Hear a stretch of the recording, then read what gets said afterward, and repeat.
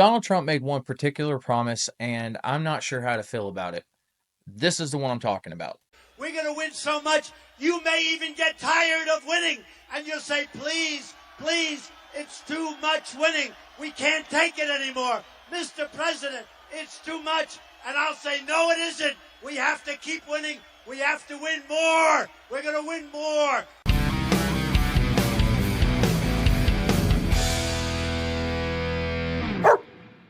I'm definitely finding myself exhausted with all this winning. Like, liberals are over here freaking out, trying to figure out what to freak out about next. Meanwhile, I'm over here having trouble figuring out which win to report to you.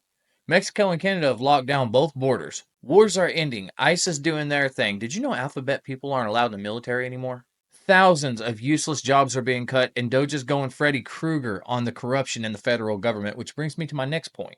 Apparently, the amount of Google searches in Washington, D.C. have skyrocketed for the phrase criminal defense attorney. The corruption going on behind USAID's doors has been a wake-up call for all Americans. I don't understand the objection to a deep dive in how we spend our money, but perhaps it's the fact that over the last several weeks, a massive surge has occurred in the search for a criminal defense attorney.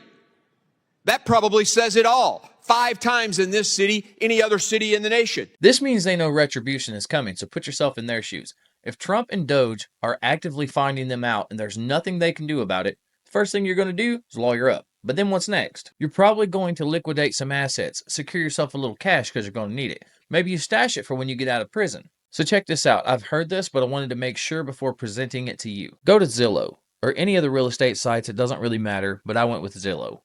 Search for Washington, D.C., and I went a step further and made sure to only show listings from the last 7 days. And boom. 236 listings within the last 7 days, and look at the prices. Look at these houses, these mansions. You bought them. Take a look at your tax dollars.